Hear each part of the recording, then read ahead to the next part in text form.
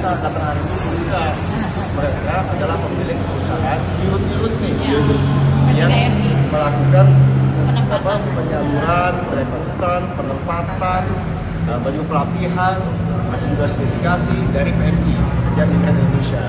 Jadi ini adalah pahlawannya pahlawan. Nah, Ibu cerita sedikit Bu, gimana Bu?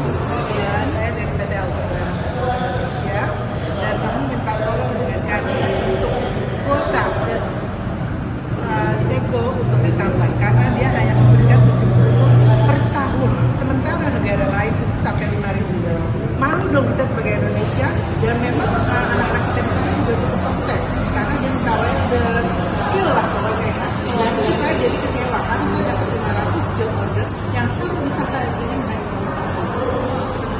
Itu luar biasa. Hebatnya Ibu itu tidak pernah luput kalau melihat potensi untuk pengembangan. Jadi luar biasa dari Omong Ceko. Ibu dari mana Bu? Saya dari PT Alwida Jaya Rosa. Kebetulan saya 4 tahun ini menempatkan pekerja di New Zealand Pak untuk pemetik buah. Udah berapa Ibu? Tiap tahun hanya bisa menempatkan 163 PMI.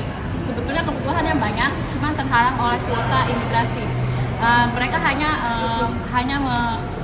mau menerima dari negara-negara Pasifik. Tapi tahun ini ada yang dikurangi dari negara Pasifik, tetapi kuotanya tidak jatuh ke Indonesia.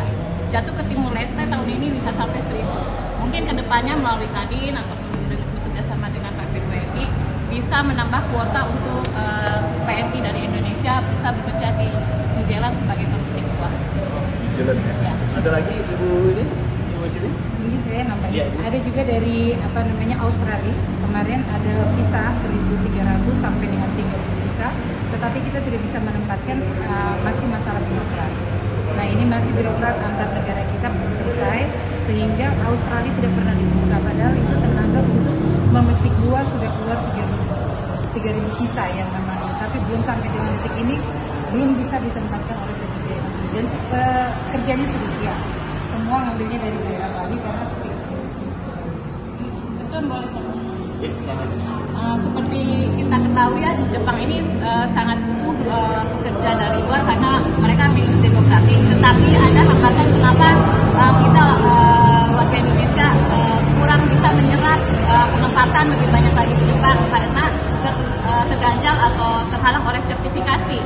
Mungkin kedepannya Kadin bisa mendorong bagaimana sertifikasi di Indonesia bisa diakuin di Jepang, bisa diakui secara internasional. Seperti dulu sertifikasi untuk welder Korea sebelumnya tidak diakui, akhirnya dengan perjuangan yang luar biasa 7 bulan kemudian bisa diakui. Mungkin kedepannya Jepang juga bisa untuk sertifikasi WNSW diakui di negara Jepang sehingga penempatan ke Jepang bisa lebih cepat, bisa setiap hari melakukan sertifikasi. Karena sekarang sertifikasi ke Jepang hanya bisa melalui Jepang Foundation. Jadi itu sih harapannya Pak. Sama dengan dari Eropa juga, untuk Eropa itu sebenarnya sangat banyak. Ya, untuk ke Jerman kita itu gaji sebenarnya bisa di atas 26 juta. Nah, tetapi ada yang namanya sertifikasi Goethe Institute yang hanya bertahan 1 tahun dan kedutaan hanya menerima yang 1 tahun ini saja. Jadi sebenarnya tidak match Pak antara sertifikasi yang diminta sama deadline waktu yang diminta oleh kedutaan ini. Makanya kami minta tolong kepada Kadin Indonesia juga untuk membantu untuk memperpanjang sertifikasi Goethe Institute karena Goethe Jerman itu di luar negeri itu semuanya tidak ada expired Pak. Jadi hanya di Indonesia Goethe sertifikat bahasa Jerman hanya 1 tahun. Itu sih menurut saya Pak. Karena untuk kami untuk mengirimkan pekerja formal ya dari welder, fitter ya Pak, untuk engineer, untuk teknik sipil itu sangat-sangat memungkinkan Bapakku. Jadi sertifikasi bahasa itu hanya boleh 1 tahun. Keluar hanya boleh setahun. Iya, tetapi pengurusan kedutaan bisa sampai 4 bulan, bisa sampai 6 bulan. Makanya untuk dapat visa aja biasanya sudah nggak mungkin itu Pak. Masa kita cuma setahun. Enggak, masa